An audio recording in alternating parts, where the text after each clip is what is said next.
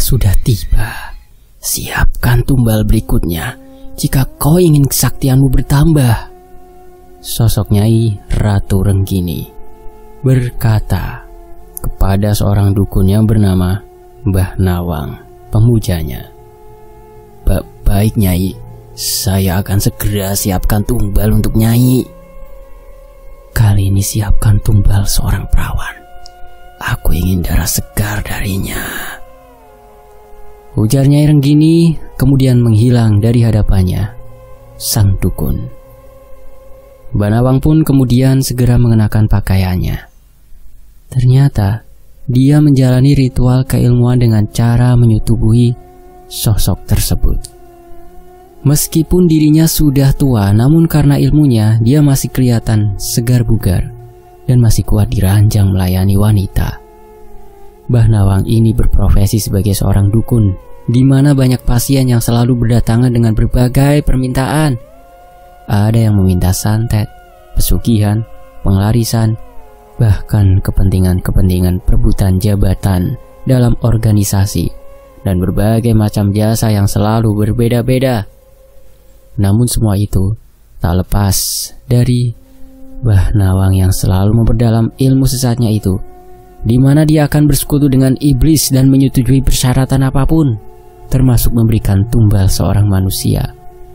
Namun semua aksinya berjalan secara mulus dan diam-diam. Bahkan Mbah Nawang belum pernah meninggalkan jejak sedikit pun. Usai melakukan ritualnya malam itu, Mbah Nawang ini beranjak ke teras rumah gubuknya sambil menyeruput kopi. Dia memandangi latar depan rumahnya yang langsung berhadapan dengan pepohonan gelap, karena dia tinggal di dalam pelosok di hutan yang belum terlalu dalam. Sesekali dia menerawang dengan mata batinnya, memastikan ingon-ingonan tak kasat mata yang ada di sekitar rumahnya itu sebagai pagar. Berbagai jenis macam dari genderuwo, sosok putih-putih, wewe, dan lain sebagainya. Dia juga menerawang ingon-ingonannya yang sedang menjalankan tugas persantetan atau penglarisan yang sudah dikirimkannya kepada pelanggannya yang jauh di sana. Meskipun kadang ada yang berjalan kurang baik karena tulah pelakunya sendiri yang tidak bisa menjaga rahasia hingga ketahuan warga dan akhirnya dihakimi oleh warga. Kadang ada juga santet yang dikembalikan dari pihak korban yang kena, namun santet itu akan kembali ke si pengirim, yakni si peminta jasa. Bukan Mbah Nawang, karena Mbah Nawang lepas tangan dan hanya sebagai perantara saja. Sudah berpuluh juta uang dia dapat dari jasanya itu, namun dia sama sekali tidak pernah ingin merenovasi rumahnya. Dia malah gunakan uang untuk jajan wanita malam di tempat hiburan. Memang dirinya yang udah tua masih saja birahi kalau soal wanita. Mungkin itu dikarenakan ilmu yang telah dipelajarinya juga. Setelah mengawasi ingon-ingonannya yang aman-aman saja, Mbah Nawang beranjak tidur karena malam sudah melebihi larut. Dia pun masuk kamar dan merebahkan dirinya di sebuah kasur empuk. Ya, meskipun rumahnya masih gubuk, namun isi perabotannya jangan ditanya. Banyak juga barang mewah yang dia palak dari orang-orang penting yang datang ke tempatnya itu. Esoknya, Mbah Nawang pun berbenah memakai pakaian normal pada umumnya, karena saat di rumah dia memakai baju dinas dukunya, yakni baju yang hitam-hitam lah dan serba belangkon gitu. Tapi kali ini dia memakai kaos biasa berwarna hitam dan mengenakan celana panjang jeans. Dia pergi ke pasar yang jaraknya lumayan jauh dengan menggunakan motor bebek tuanya. Dia hendak membeli beberapa keperluan untuk sesajen dan sekalian mau cari-cari target untuk tumbalnya di purnama depan. Sebelumnya Mbah Nawang ini sudah menyiapkan sebuah uang selembaran 100 ribuan yang sudah dia guna-guna dengan ilmunya, dan nanti jika dia menemukan calon tumbalnya, dia akan memberi uang itu untuknya bagaimanapun caranya, di mana nantinya si korban setelah menggunakan uang itu secara tidak sadar dia akan menuju ke rumah Mbah Nawang sendirian, dan disitulah nanti Mbah Nawang akan melancarkan aksinya. Singkatnya, usai setibanya di pasar, Mbah Nawang mencari penjual bunga-bunga dan sekaligus beli beberapa kemenyan dan dupa. Tak lupa juga beberapa buah, bukan untuk dimakan, melainkan untuk keperluan sesajen, serta membeli beberapa ekor ayam, tentunya buat ritual juga. Memang selama ini dirinya jarang suka makan enak-enak, karena setiap harinya dia hanya makan umbi-umbian, sedangkan nasi jarang. Bukan karena tak mampu beli makan enak, melainkan apa yang dia makan juga sebagian dari lelaku ilmunya. Usai belanja, Mbah Nawang ini dudukan di gubuk ronda pasar, tempat mangkal untuk istirahat yang ada di pasar itu. Saat dirinya sedang sandaran di gubuk itu, dari jauh terlihat sepasang muda-mudi yang sedang bertengkar, mungkin masih SMA. Si wanita yang bernama Esti ini marah pada pria, yaitu pacarnya, dan si pria itu malah meninggalkan Esti sendirian yang masih bersungut-sungut. Dengan rasa kesal, Esti pun berjalan menuju ke pondok, di mana Mbah Nawang kebetulan sedang rehat di situ. Dia juga tidak memperdulikan kehadirannya Mbah Nawang di situ. Esti ini terpaksa menunggu ojek datang untuk mengantarnya pulang. Dan Mbah Nawang pun diam-diam melemparkan uang di bawah Esti tanpa sepengetahuannya. Beberapa saat kemudian, ketika datang seorang ojek menghampiri Esti, si ojek itu melihat uang tersebut dan bertanya kepada Esti, apakah itu uangnya yang jatuh? Esti pun langsung nengok ke bawah. Bersamaan dengan itu Mbah Nawang berpura-pura langsung nyahut, ngaku kalau uang itu adalah miliknya. Itu uang saya, tadi jatuh. Namun Esti langsung menyangkal dan dia malah berkata bahwa uang itu adalah miliknya.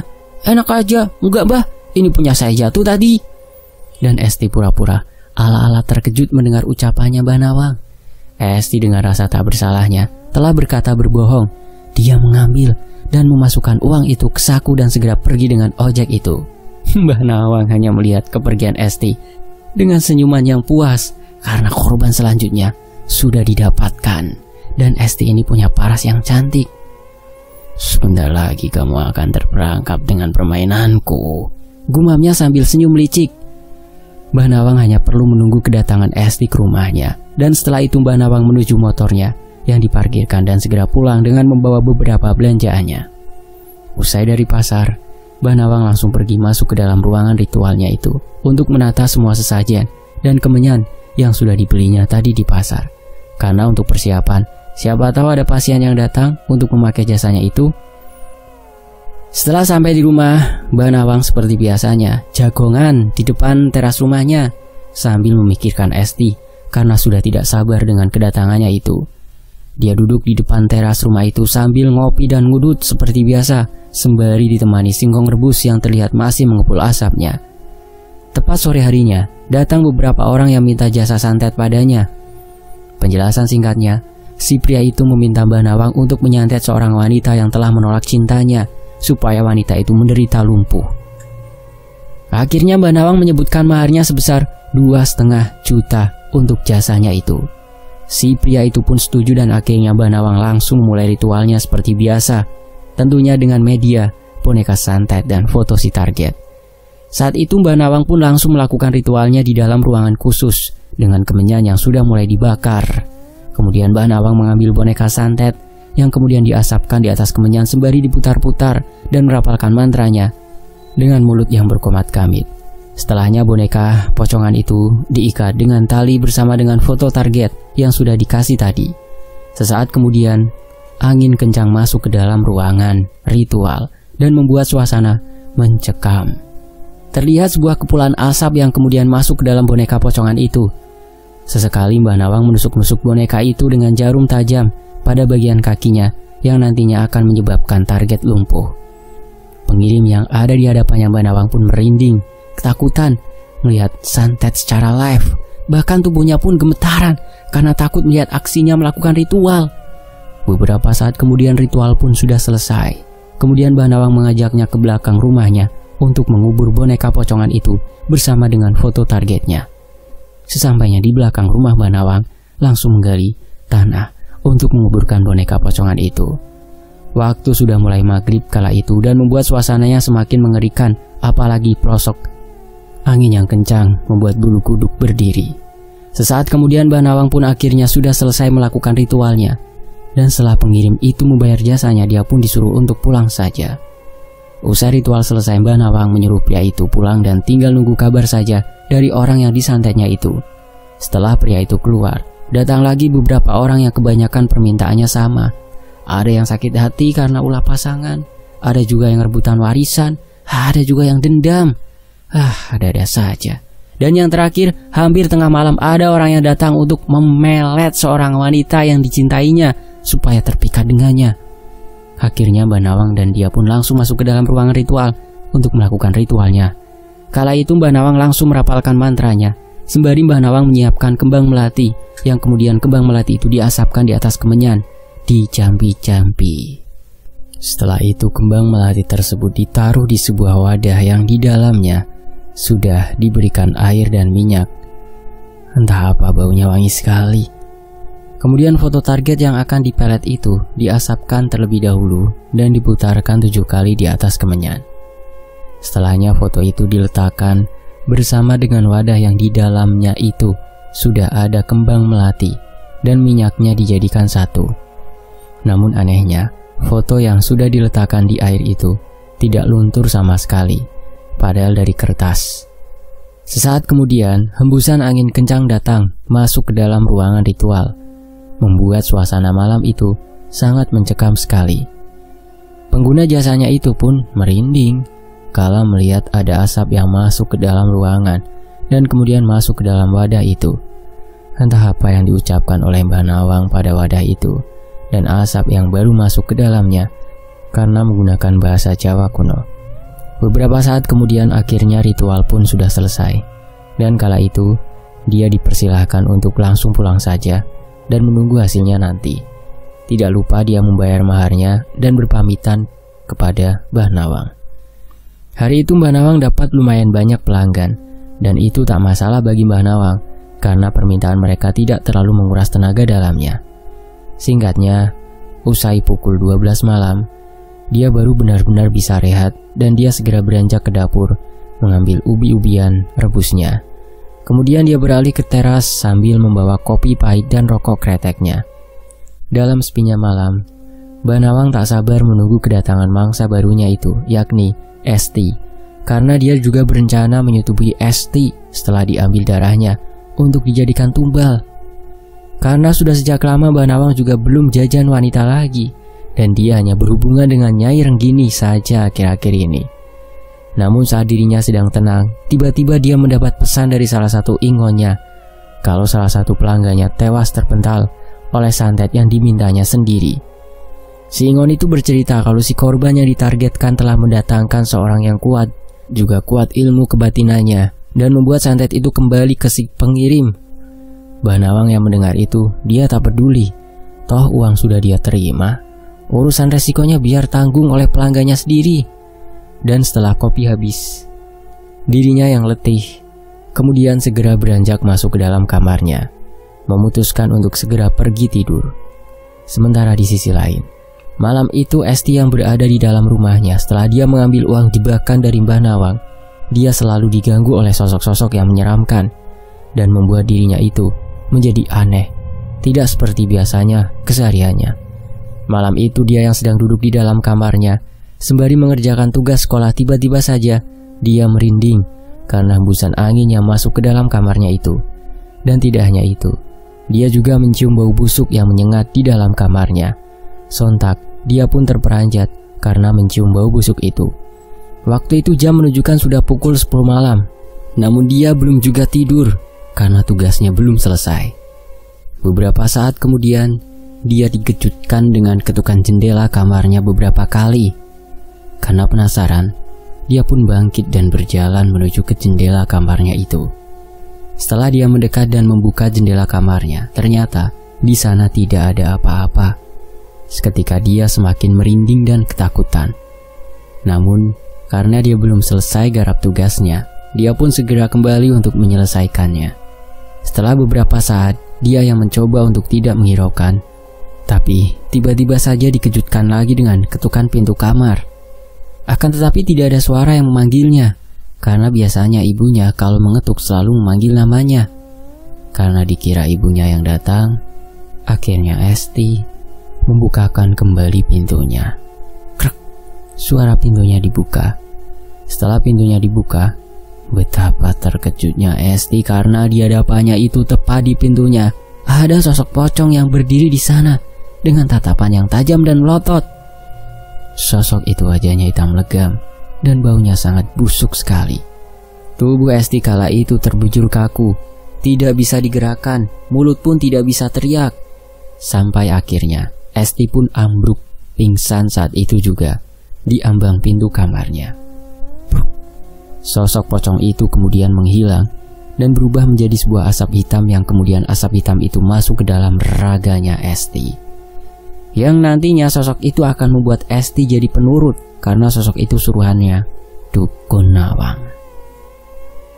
Keesokan harinya, ibunya Esti yang datang menghampiri ke kamarnya terkejut melihat anaknya sudah terkapar di lantai. Hingga akhirnya Bu Fani langsung teriak memanggil suaminya untuk mengangkat tubuh Esti. Beberapa saat kemudian, Esti pun langsung diangkat ke atas kasurnya. Bu Fani mencoba untuk menyadarkan Esti yang belum sadar juga. Beberapa menit kemudian, akhirnya Esti pun sadar dan dia langsung diberikan teh hangat oleh Bu Fani. Setelah sudah mendingan, Esti maksa berangkat sekolah karena dia harus mempresentasikan tugas semalam yang sudah dikerjakan. Di sekolah, Esti terlihat lesu sekali, tidak seperti biasanya. Bahkan dia jadi sering ngelamun. Saat sedang disuruh gurunya untuk maju presentasi, kala itu Esti masih tetap melamun sehingga membuat semuanya heran. Sampai akhirnya teman sebangkunya itu langsung menepuk pundaknya perlahan sehingga membuat Esti terperanjat. Ada apa? Itu kamu disuruh maju presentasi. Akhirnya segera Esti pun bangkit untuk presentasi di depan kelasnya. Kala dia sedang presentasi di depan kelasnya, tiba-tiba saja dia dikejutkan dengan sosok genderuwo yang berdiri di bangku paling belakang. Hingga akhirnya Esti terdiam kaku, tidak bisa bicara dan menghentikan presentasinya membuat semuanya keheranan. Esti, kamu kenapa? Tanya gurunya. Wajah Esti semakin pucat pasi kala itu dan tubuhnya keluar keringat dingin. Hingga akhirnya Esti pun ambruk pingsan. Semua teman kelas dan gurunya pun panik saat melihat Esti pingsan di lantai dan segera dia dibawa ke UKS. Singkat cerita, di rumahnya, malam hari Esti tidak bisa tidur. Dia pun akhirnya ke depan teras rumah sambil mainan handphone. Namun tubuhnya terasa lemah sekali, padahal sudah makan yang sehat dan bergizi. Tiba-tiba dia mendengar ada suara yang memanggil namanya. Dan suaranya itu sama seperti dengan suara Bu Fani. Esti, ada apa Bu? Akhirnya Esti pun bangkit dan segera masuk ke dalam rumah, memastikan menemui ibunya yang memanggilnya tadi. Namun saat Esti masuk ke dalam kamarnya, Esti heran karena ternyata ibunya sudah tertidur pulas. Sementara bapaknya kala itu sedang nonton TV. Setelahnya Esti pun mencoba untuk menanyakan pada bapaknya. Ibu tadi manggil aku kan ya? Enggak kok Es, ibumu udah tidur dari tadi. Loh, masa sih Pak? Tapi kayaknya ibu manggil aku loh Pak. Enggak Es, kamu salah dengar kali. Iya kali ya Pak. Setelahnya Esti pun masuk ke dalam kamar dan dia merebahkan tubuhnya karena sudah lelah. Saat dia mencoba untuk tidur, tiba-tiba Esti dikagetkan dengan suara di dalam lemari kamarnya. Sontak, Esti langsung melihat ke arah lemari itu. Namun setelahnya suara itu sudah tidak terdengar lagi. Namun dia gelisah dalam keadaan tubuh yang lemas dan lesu. Di hari ke-10 setelah Mbak Nawang menjatuhkan uang itu, Mbak Nawang menutup buka prakteknya dulu. Para pelanggan yang datang ke situ langsung disuruh pulang untuk datang di lain hari saja. Mereka pun pada kecewa namun hanya nurut saja. Dan tepat siangnya tiba-tiba datang seorang perempuan mengetuk pintu rumahnya. Dia kira ada pelanggan yang nekat datang, padahal dirinya masih libur. Usai membuka pintu, ternyata yang datang adalah Esti dengan tatapan yang kosong. Melihat hal itu, segera Mbah Nawang menarik Esti masuk ke dalam, dan Mbah Nawang langsung mengunci pintu dan menutup tirai-tirai rumahnya, biar dari luar tidak kelihatan sedang tidak ada di rumah. Mbah Nawang tertawa bahagia. Apa yang dia nantikan selama ini telah tiba. Dan Esti ini sudah selayaknya boneka berjalan yang gak sadar dengan apapun. Jiwanya entah di mana. Ternyata sosok ingonya Mbah Nawang yang membuat Esti jadi seperti itu. Sebelumnya Mbah Nawang sudah izin sama Nyai Renggini sebelum menumbalkan gadis itu. Mbah Nawang akan menggaulinya dulu, dan Nyai Renggini sudah mengizinkannya.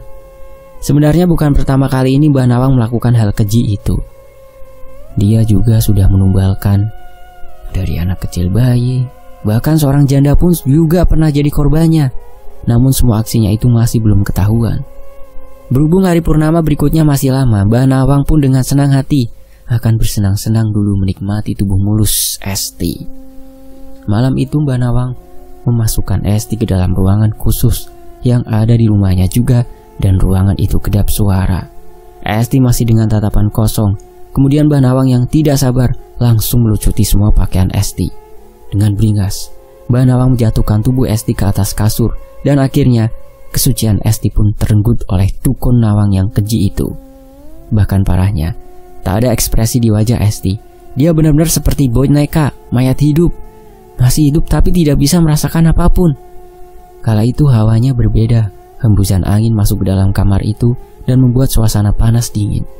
Namun Mbah Nawang tidak memperdulikan itu, karena dia sedang menikmati tubuh Esti yang masih gadis itu. Usai beberapa saat kemudian, setelah puas menjamah Esti, Mbah Nawang hanya menyelimuti Esti lalu meninggalkannya. Dia beranjak ke teras untuk ngopi sambil nyebat. Tak ada rasa bersalah sedikit pun tentang apa yang dilakukannya itu. Dia malah senang menjalani hidup di dunia gelapnya itu. Sangat menikmati. Singkatnya, tak hanya hari itu saja. Di hari berikutnya usai melayani para pelanggannya, Mbah Nawang kembali menggauli Esti lagi sampai benar tak ada belas kasih sedikit pun. Namun Mbah Nawang tetap memberi makan dan memandikan Esti yang hanya gerak sesuai dengan perintahnya. Dan semenjak sebelum hari ritual tiba, Esti ini hanya menjadi budak nafsu dukun biadab itu. Sementara di tempat lain, tepatnya di rumah Esti, ibunya Esti yaitu Bu Fani dan Pak Agung, bapaknya, cemas karena sudah berhari-hari anaknya itu tidak pulang ke rumah. Dan ternyata 3 hari lagi menuju bulan purnama tiba, di mana Esti akan benar-benar ditumbalkan. Kala itu, Bu Fani terus menangis dan cemas. Tidak bisa makan, tidak bisa tidur, karena memikirkan anaknya yang belum juga pulang ke rumah. "Pak, Esti kemana, Pak? Ibu takut dia kenapa-napa, Pak." "Sama, Bu. Bapak juga cemas. Tapi kita udah cari kesana kemari belum juga ada yang melihatnya. Pak, coba telepon Gala, Pak." "Iya, Bu, siapa tahu dia yang bawa Esti ya." Segera saat itu Pak Agung pun nelpon Gala untuk datang ke rumahnya dan akan diinterogasi oleh Pak Agung. Gala yang waktu itu sedang berada di dalam kamar rebahan terkejut. Handphonenya bergetar. Ternyata telepon dari bapak mantan pacarnya. Dia pun segera mengangkatnya. Kebetulan hari itu hari libur sekolah. Jadi Gala pun segera berangkat menuju ke rumahnya Esti.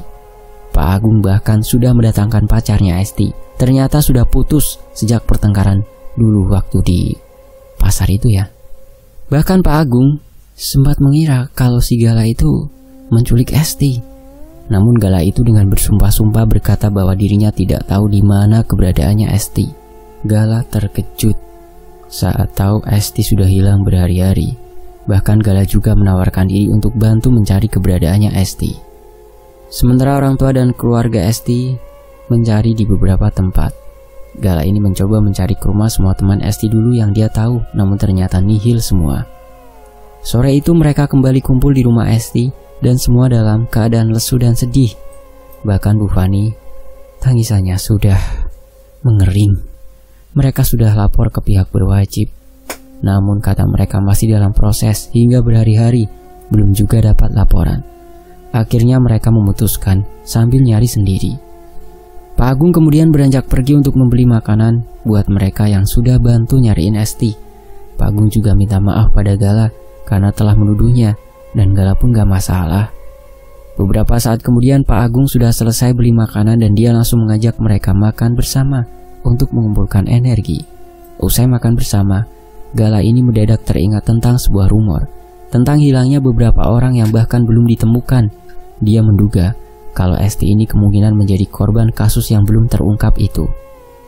Semua pun terkejut mendengar penuturan Gala, dan Gala melanjutkan dia itu punya seorang teman indigo, dan kata si temannya itu sebetulnya kasus hilangnya orang-orang itu ada hubungannya dengan dunia pergaiban. Namun cerita temannya itu tidak dipercaya oleh temannya yang lain atau orang-orang yang pernah diceritakannya, kecuali satu orang, yakni Gala. Dia sedikit yakin tentang argumen teman indigonya itu. "Maksudmu bagaimana, Gal?" Tanya Pak Agung penasaran. Jadi gini, saya punya teman Pak. Dia itu ngerti yang kayak gitulah, gaib-gaib. Bisa dikatakan indigo. Bisa melihat makhluk yang tak kasat mata. Dan katanya kemungkinan orang yang hilang itu ada kaitannya dengan pergaiban. Dan mungkin Esti juga korbannya Pak, Bu. Astagfirullahaladzim, ucap semua serentak. Terus kita harus bagaimana, Gal? Menurut saya mendingan Bapak mencoba meminta bantuan sama orang yang ngerti aja untuk menerawang keberadaan Esti dengan mata batinnya. Pak Agung dan Bu Fani pun setuju atas penuturannya Gala. Tidak ada salahnya untuk mencoba. Tak buang waktu lama, Pak Agung ditemani salah satu keluarga laki-lakinya menuju ke suatu tempat di desa lain. Di mana di sana ada seorang yang ngerti yang dikenal suka bantu orang ruqyah dan mencoba akan meminta bantuan padanya. Beberapa saat kemudian, mereka pun akhirnya sampai juga di rumah si orang pintar tersebut. Setelah mengetuk pintu rumahnya dan mengucapkan salam, beberapa saat kemudian, Pak Adi, sebut saja beliau namanya Pak Adi, pun keluar membukakan pintunya, menemui mereka semua. Silahkan masuk semuanya. Usai itu mereka langsung menceritakan maksud kedatangannya diwakilkan oleh Pak Agung. Jadi begini Pak, kami semua datang ke sini mau meminta bantuan sama Bapak. Kalau anak saya udah 3 hari ini belum pulang juga. Ya Pak, saya paham dan mengerti. Tapi mohon maaf untuk sekarang saya belum bisa, karena sudah ada janji sama orang lain. Oh ya Pak, nanti kalau sudah ada waktu, saya mohon datang ke rumah saya Pak. Setelahnya mereka semua pun pulang ke rumah dan istirahat masing-masing. Sementara itu di sisi lain, malam harinya, Mbah Nawang melakukan ritual untuk memanggil Nyai Renggini untuk bertemu dengannya. Dia sudah duduk bersila sembari berkomat kamit membacakan mantra di depan kemenyan yang menyala dan beberapa sesajen yang sudah tertata rapi di hadapannya itu. Kemudian dia mendengar ada suara tapakan suara kaki kuda yang semakin mendekat dan terdengar di atas atap rumahnya. Beberapa saat kemudian, terlihat ada sebuah asap putih yang masuk ke dalam ruangannya, disertai dengan hembusan angin kencang dan bau wewangian yang menyengat. Perlahan, asap putih itu berubah wujudnya menjadi sosok wanita cantik, yaitu Nyai Renggini, dengan kebaya berwarna segar, dengan sanggul di kepalanya, dan Mbah Nawang tidak lupa memberi hormat karena kedatangannya dan menyambutnya dengan senyum. Ada apa kau memanggilku? Saya hanya ingin berkata kalau saya sudah menyetubuhinya beberapa kali. Bagus. Kapan saya akan memberikan tumbalnya itu, Nyai? 2 hari lagi aku akan datang kemari dan akan mengambil darah segarnya gadis itu. Pantau terus dia, jangan sampai gagal. Baik Nyai. Ingat, kalau sampai kau gagal, akibat yang harus kau terima nantinya akan lebih buruk. Baik Nyai, terima kasih. Sesaat setelahnya sosok Nyai Renggini pun pergi menghilang dari hadapannya Mbah Nawang, dan dia pun akhiri ritualnya itu. Di sisi lain, Ustadz Adi datang keesokan harinya karena dia baru luang dan itu tepat 2 hari sebelum Esti ditumbalkan. Ustadz Adi kemudian meminta semua orang yang hadir untuk melakukan sholat hajat semua demi menemukan keberadaan Esti. Setelahnya, Ustadz Adi meminta semua untuk membaca Al-Fatihah yang sudah ditawasulkan ke gurunya Pak Adi sebanyak-banyaknya selama Ustadz Adi mencari pencarian lokasi si Sukma Esti berada. Setelah Ustadz Adi melihat foto Esti, beliau mulai melakukan penerawangan kesana kemari mencari bekas-bekas jejak Esti singgah. Dan tiba-tiba saja dalam perjalanan batinnya itu, Ustadz Adi bertemu dengan kakek-kakek berbaju putih, bersih, dan seolah si kakek itu mempunyai wibawa yang sangat kuat. Kakek itu tak berkata apapun. Dia hanya mengisyaratkan Ustadz Adi untuk mengikutinya. Dan Ustadz Adi ini dituntun ke suatu tempat masuk ke dalam hutan. Tibalah dari kejauhan, Ustadz Adi ini melihat tangan kosong kakek misterius itu menuju ke sebuah rumah. Namun Ustadz Adi dilarang mendekat oleh si kakek itu. Tiba-tiba, sebelum pergi menghilang si kakek itu berucap, "Kembalilah sekarang dan datanglah ke rumah itu secepatnya dengan raga aslimu sebelum terlambat. tepat di malam purnama, dia akan ditumbalkan. Ustadz Adi pun langsung menangkap apa maksudnya. Apa yang dia cari telah ketemu dan dia sudah mengingat rute jalannya. Si kakek itu pun mengucapkan salam dan pergi meninggalkannya. Akhirnya titik terang pun mulai terlihat. Kala itu hembusan angin kencang datang di rumahnya dan beberapa saat kemudian Ustadz Adi mulai membuka kedua matanya karena sudah selesai meraga sukma. Setelah kembali ke raganya, Ustadz Adi ini langsung terang-terangan dan meminta air putih. Segera Bu Fani pun kala itu pergi ke dapur untuk mengambilkan air putih. Semua orang pun panik melihat respon Ustadz Adi. Kemudian Ustadz Adi pun berkata, "Gawat, kita harus ke sana secepat mungkin."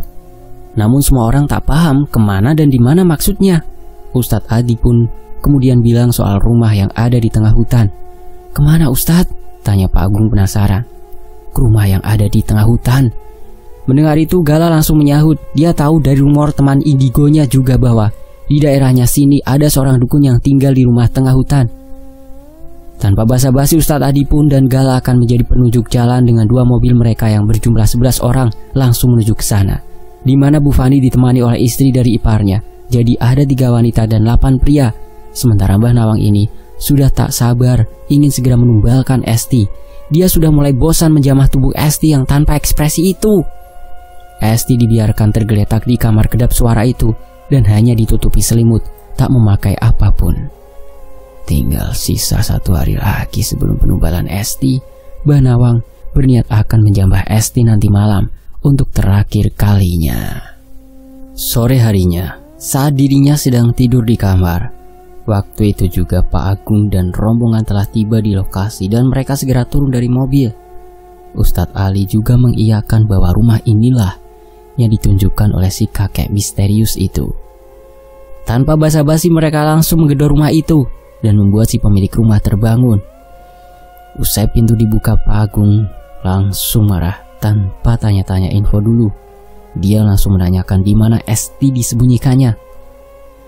Mbah Nawang yang terkejut dia marah dan seolah merasa tertuduh dan melepaskan cengkraman Pak Agung. Ustadz Adi kemudian menengahi dan berucap pada Mbah Nawang bahwa dia mencurigai Mbah Nawang telah menyembunyikan Esti, anak dari Pak Agung. Dan jika Mbah Nawang tak keberatan, mereka akan cek rumah untuk memastikan. Akhirnya Pak Agung dengan bersungguh-sungguh dia mencoba mengatur nafasnya dan menahan amarahnya.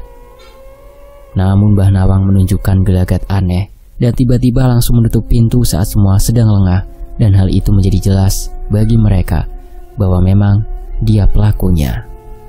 Brak, kurang ajar, dia malah menghindar. Gala yang kala itu memiliki badan kekar dia yang tadinya berada paling belakang. Dia berlari dan menerjang pintu yang sedang dibukakan oleh yang lainnya, namun tidak bisa. Gala ini dengan kakinya, dengan sekali tendangan, membuat pintu itu langsung jebol.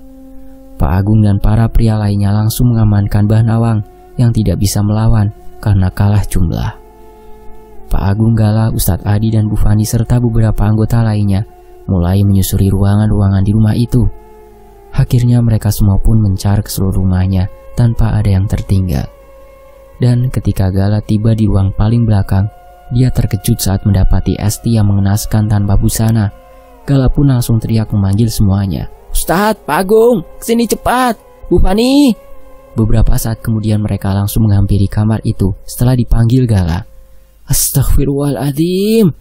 Bu Fani dan Pak Agung langsung menangis dan menghampiri anaknya itu yang lemas tak berdaya dengan tatapan kosong. "Esti, ya Allah, kenapa kamu jadi seperti ini, Nak?" Bu Fani benar-benar menangis jadi-jadinya. Sementara Pak Agung sudah kesetanan dan berlari ke ruang depan di mana Mbah Nawang diamankan.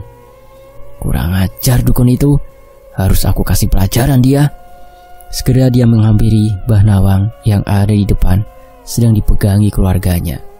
Keluarga yang memegangi Mbah Nawang terkejut ketika tiba-tiba Pak Agung menghampiri dan mengumpat langsung menghajar Mbah Nawang sampai bonyok.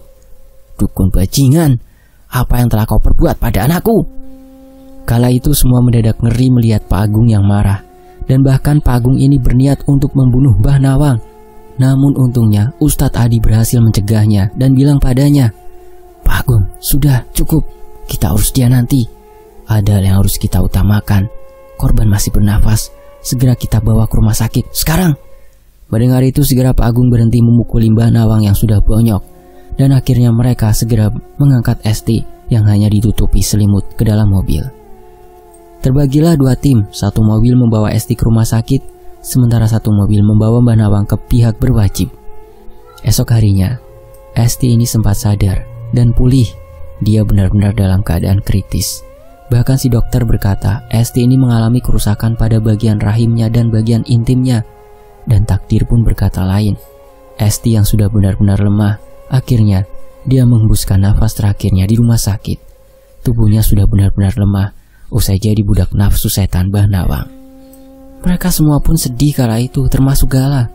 Akhirnya Esti pun dimakamkan hari itu juga. Pak Agung mengucapkan terima kasih atas bantuan semua orang, terutama pada Ustadz Adi dan Gala, yang menjadi titik terang penemuan Esti. Terima kasih ya Gala, Ustadz Adi, karena kalian sudah membantu mencari keberadaan Esti. Ya, walaupun dia sudah tidak bisa hidup bersama lagi dengan kami. Ikhlaskan Pak, Bu, yang sabar. Kita doakan, kirim Al-Fatihah untuk dia supaya tenang di sana. Iya Ustadz. Gala, Bapak benar-benar minta maaf ya, karena kemarin nuduh kamu. Iya Pak, nggak apa-apa, lupakan saja semuanya. Bersamaan dengan itu, kasus lama pun terungkap bahwa Mbah Nawang dicap sebagai pelaku pembunuhan berencana, dan dia pun ditahan di sel yang hanya dia sendirian di situ. Harapannya pupus saat ingin menambah kesaktiannya, dan tepat di malam bulan purnama, Mbah Nawang pun didatangi oleh sosok Nyai Renggini yang murka karena Mbah Nawang tidak memenuhi janjinya. Akhirnya Mbah Nawang pun tewas dibunuh oleh Nyai Renggini sesembahnya itu. Pagi harinya sipir penjara terkejut ketika menemukan Mbah Nawang ini sudah tewas. Kondisinya mengenaskan. Kulit tubuhnya mengkirut seperti orang berumur 80 tahun ke atas. Rambutnya rontok. Dari mulut keluar cairan kehitam-hitaman dan bahkan bau busuk.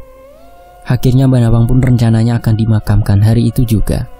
Sementara Pak Agung yang mendengar kematian Mbah Nawang, dia merasa belum puas membalaskan rasa sakitnya itu.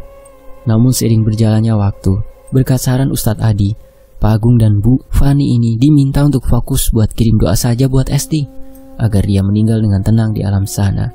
Dan saat itu ketika mereka sedang ada di makam, Ustadz Adi dan Gala ini tiba-tiba melihat dari kejauhan sosok wanita berdiri dengan mengenakan pakaian putih dan tersenyum ke arah mereka berdua. Ya, sosok itu mirip seperti sosok Esti yang seakan berucap pada Ustadz Adi dan Gala, "Terima kasih telah menyelamatkanku." Dan sosok itu pun pergi begitu saja. Gala menatap Ustadz Adi kebingungan, dan Ustadz Gala hanya menyuruh Gala untuk kirim Al-Fatihah saja buat ketenangan Esti. Dan demikianlah tumbal kesaktian dukun birahi. Jangan mengambil sesuatu yang sebenarnya bukan milik kita, karena kita tidak tahu uang itu jebakan atau memang punya orang yang memang jatuh di jalan.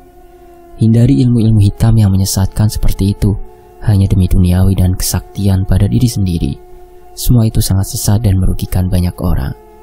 Selesai. Terima kasih sudah menyimak kisah ini. Saya pamit. Sampai jumpa di kisah lainnya hanya di Tony FS.